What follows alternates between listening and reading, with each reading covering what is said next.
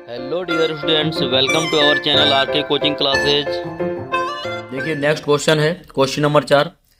कह रहा किसी त्रिभुज की एक भुजा के समांतर खींची गई रेखा अन्य दो भुजाओं को जिन दो बिंदुओं पर काटती है वे बिंदु उन दोनों भुजाओं को समान अनुपात में काटते हैं। तो देखिए यह एक थेल्स प्रमेय है और अब हम थेल्स प्रमेय को प्रूव करते हैं। देखिए कह रहा किसी त्रिभुज की एक भुजा के समांतर, तो हम यहाँ पर सबसे पहले एक त्रिभुज बना लेते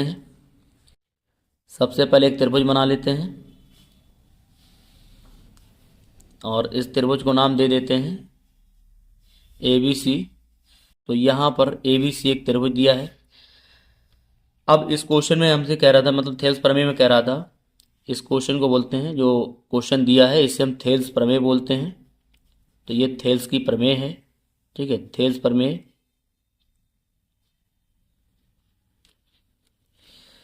देखिए क्वेश्चन में हमसे बोला गया है कि किसी त्रिभुज की एक भुजा के समांतर, जैसे यहाँ पर एक भुजा दी गई तो इस भुजा के समांतर एक दूसरी भुजा में खींचना है।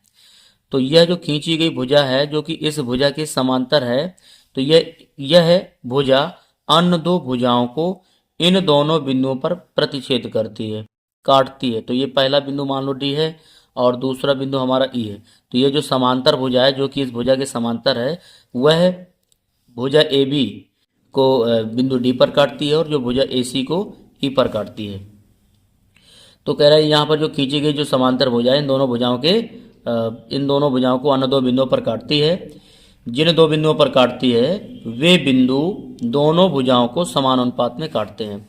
अर्थात हमें सिद्ध करना है, यहाँ पर पहले यहाँ पर हमें दिया गया है, इसमें तो दिया गया है, इसको हम लिख देते हैं गिवन दैट। इस क्वेश्चन में हमें दे रखा है, कह रहा है डी ई समांतर है बी सी। तो हमें डी ई समांतर बी सी दिया गया है और हमें प्रूव करना है, सिद्ध करना है, प्रूव दैट। इस क्वेश्चन में प्रूव करना है कि जो अनुपात है, यानी कि जो ए डी है, ए डी बटा D B is equal to A E बटा ई सी, ऐसा हमें इस क्वेश्चन में प्रूव करना है। तो देखिए अगर इतना हम यहाँ पर इस क्वेश्चन में प्रूव करना है तब हम यहाँ पर करते हैं। सबसे पहले इस क्वेश्चन में हम कर लेते हैं रचना। तो सबसे पहले हम रचना कर लेते हैं और रचना करने के लिए हम सबसे पहले यहाँ पर बी को ई से मिलाते हैं, और सी को डी से मिला देते हैं। और साथ में यहाँ पर जो डी है, इस डी से सामने वाली भुजा पर एक लंब खींच देते हैं, और इसको मान लेते हैं कि ये एम पॉइंट है। और यहाँ पर जो ई है, ई से भी सामने वाली भुजा पर एक लंब खींच देते हैं और ये एन पॉइंट है, तो इसको एन पॉइंट नाम दे देते हैं। तो रचना करते हैं हम यहाँ से डी एम लंब ए सी तथा ई एन लंब ए बी खींचते हैं। तो हम यहाँ पर इसके लंब रेखा खींच लेते हैं। तो हमने यहाँ पर रचना कर लिया, डी एम लंब हमने ए सी खींचा और ई एन लंब हमने ए बी खींचा। और अब हम यहाँ पर चूंकि यहाँ से बी को ई से मिलाते हैं और सी को डी से मिलाते हैं, बी को ई से तथा सी को डी से मिलाते हैं। तो हमने यहाँ से बी को ई से मिला दिया और सी को डी से मिलाया। अब देखिए यहाँ से इसको सॉल्व करते हैं। तो चूंकि यहाँ पर जो एक त्रिभुज हमारा बन रहा है, त्रिभुज बी डी ई और त्रिभुज सी ई डी, ये दोनों एक ही आधार पर बने दो त्रिभुज हैं और साथ में ये दोनों भुजाएं समांतर भी हैं। तो जब कभी भी दोनों भुजाएं समांतर हों और दो त्रिभुज एक ही आधार पर बने होते हैं तो उन दोनों त्रिभुजों के क्षेत्रफल बराबर होते हैं। तो चूंकि त्रिभुज बी डी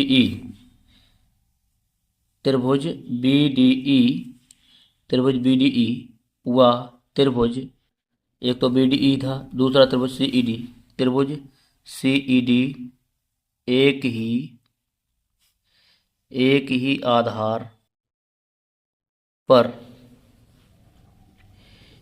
आधार पर बने दो त्रिभुज हैं,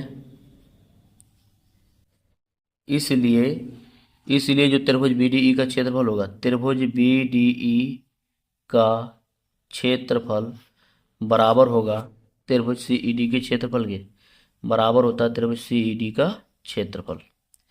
तो ये हमारा पहला इक्वेशन है, हमने इसको पहला इक्वेशन मान लिया। अब इसके आगे हम सॉल्व करते हैं इसमें। देखिए यहाँ पर, अब हम यहाँ पर चूंकि यहाँ पर एक जो त्रिभुज हमारे पास, एक त्रिभुज ADE है और एक दूसरा त्रिभुज हमारा जो BDE है।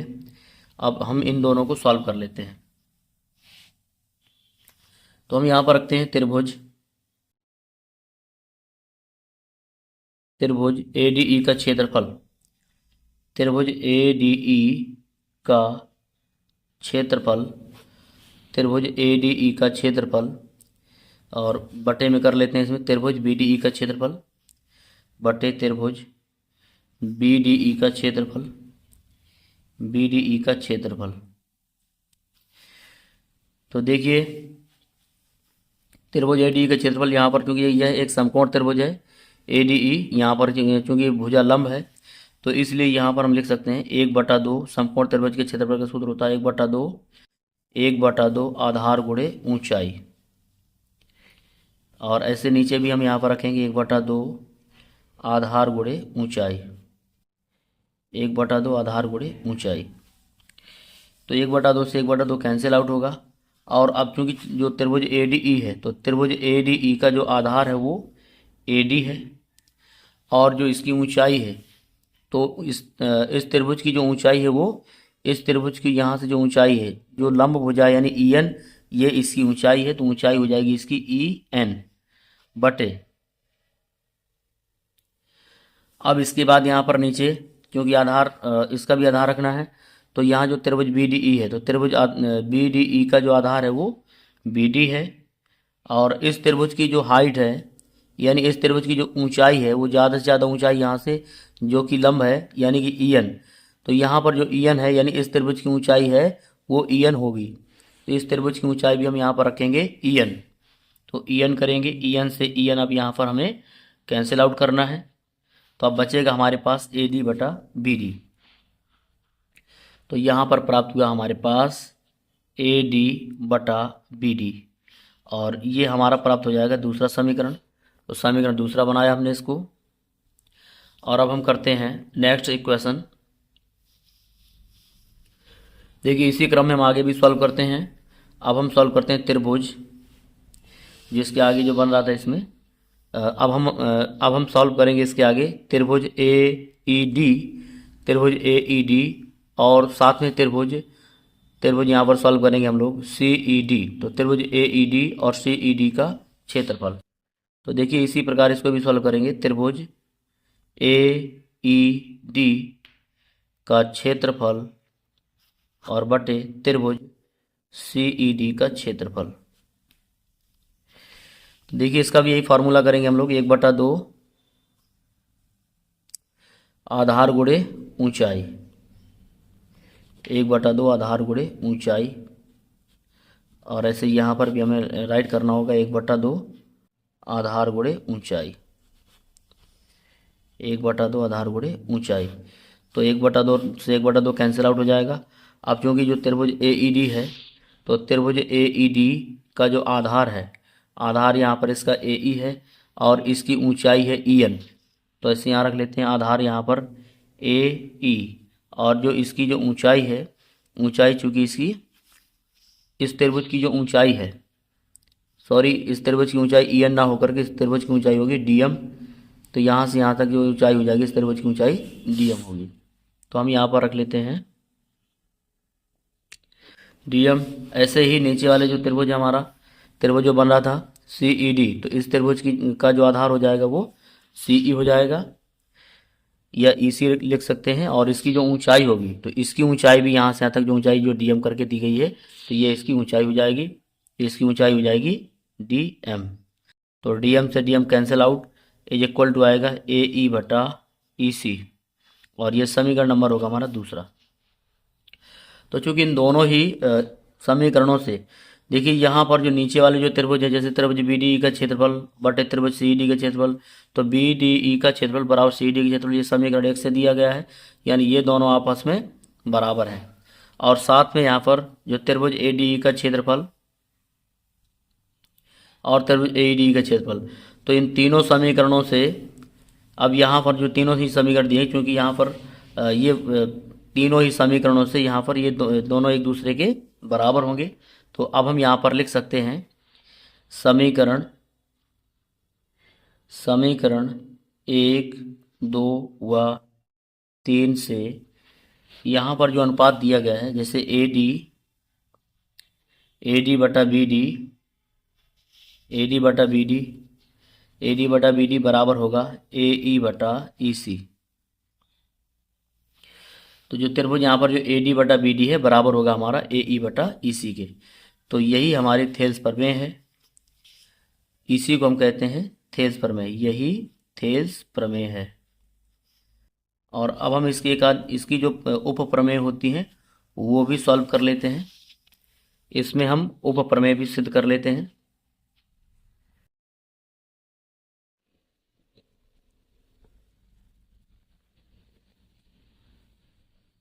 देखिए इसके आगे अब हम सॉल्व कर लेते हैं, इसमें इसकी उप प्रमेय सॉल्व कर लेते हैं। उप प्रमेय 1, देखिए जो पहली उप प्रमेय है, अब क्योंकि हमारे पास जो थेल्स प्रमेय निकल के आई थी, थेल्स प्रमेय थी हमारे पास ए डी बटा बी डी और is equal to A E बटा ई सी। तो ये हमारी थेल्स प्रमेय थी। अब चूंकि थेल्स प्रमेय थी हमारी ए डी बटा बी डी बराबर ए ई बटा ई सी, तो अब हमें क्या करना है, सिंपली दोनों ओर एक जोड़ देना है। दोनों ओर एक जोड़ने पर, तो जब हम इसमें एक जोड़ेंगे तो यहाँ पर प्राप्त होगा ए डी बटा बी डी और +1 is equal to A E बटा ई सी +1। और अब हम यहाँ पर 1 के बटे में 1 रखेंगे, यहाँ पर भी 1 के बटे में 1 रखेंगे, और इसके बाद यहाँ पर बी डी का एलसीएम लेंगे तो यहाँ पर आएगा बी डी, और जब बी डी से भाग करेंगे तो बचेगा हमारे पास केवल ए डी +1 का भाग बी डी में, तो बी डी का गुणा 1 में, तो यहाँ पर आएगा B D is equal to 1 और ईसी का भाग करेंगे, यहाँ पर एलसीएम लेंगे तो यहाँ पर ईसी आएगा, और ईसी का ईसी में भाग करेंगे तो यहाँ पर ऊपर ए ई पहुँचेगा, +1 का भाग ईसी में, तो यहाँ पर ऊपर ईसी हो जाएगा। और अब हम यहाँ पर चूँकि A D plus B D, अगर डायग्राम में देखो अगर आप लोग, तो देखिए डायग्राम में हमने जैसा कि बनाया था, इसमें डायग्राम में क्या था, A D plus B D, देखिए यहाँ पर जो A D plus B D निकल के आया है, तो A D plus B D पूरी बड़ी भुजा बन जाएगी A D plus B D मिल करके ए बी। तो यहाँ पर हम रखेंगे ए बी और बटे में B D is equal to, और ठीक इसी प्रकार से यहाँ पर जैसा दिया ए ई बटा ई सी, तो ए ई बटा ई सी पूरी भुजा मिल करके बन जाएगी, हमारी पूरी भुजा मिल करके बनेगी ए सी बटा ई सी। तो एक नया अनुपात निकल के आएगा ए बी यानी बड़ी भुजा, इसके बाद बटे में छोटी भुजा यानी बी डी। ठीक इसी प्रकार से यहाँ पर भी ए सी बड़ी भुजा हो जाएगी बड़े त्रिभुज की, और छोटे त्रिभुज की यहाँ पर इसका जो दूसरा जो भाग हो जाएगा ई सी, तो ए ई यहाँ पर आएगा हमारे पास ए सी बटा ई सी, और इस साइड निकल गया हमारे पास ए बी बटा बी डी। तो यहाँ से उप प्रमेय हमारी पहली उप प्रमेय प्रूफ हो जाती है। और अब हम प्रमेय सॉल्व करते हैं, इसमें सिद्ध करते हैं दूसरी उप प्रमेय। जो दूसरी उप प्रमेय है उसको हम सॉल्व करते हैं, उप प्रमेय दूसरी को। देखिए दूसरी उप प्रमेय के लिए जो हमने अभी अनुपात निकाला है, जैसे कि ए डी बटा बी डी करके निकला था, तो इसी को राइट कर लेना एक बार फिर से, ए डी बटा बी डी और इक्वल टू में ए ई बटा ई सी। तो हम यहाँ पर ए ई बटा ई सी राइट कर लेते हैं, और अब ए डी बटा बी डी बराबर ए ई बटा ई सी है। तो पुनः इसमें अब इन संख्याओं को पलट देते हैं, दोनों ओर संख्याओं को पलटने पर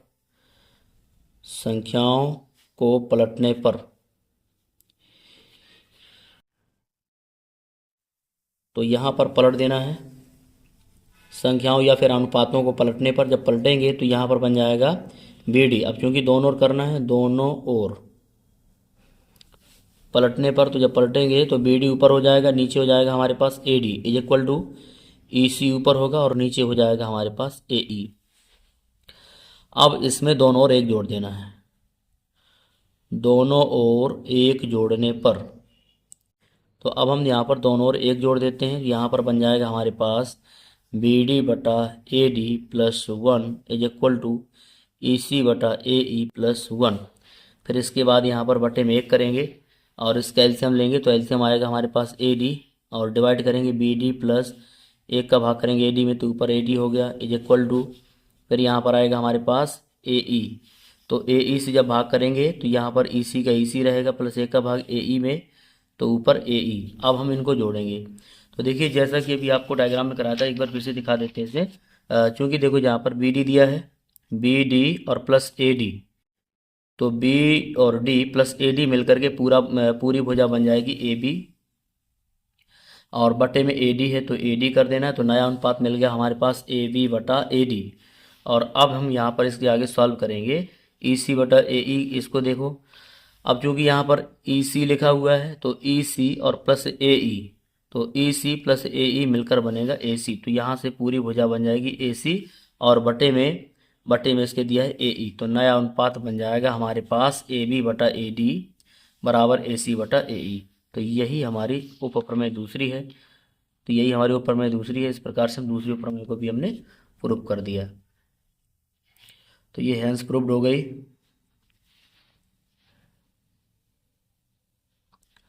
अब बढ़ते हैं नेक्स्ट क्वेश्चन की ओर। Thanks for watching dear students. तो मिलते हैं नेक्स्ट वीडियो में, तब तक के लिए खुश रहो, मस्त रहो और सीखते रहो। All the best.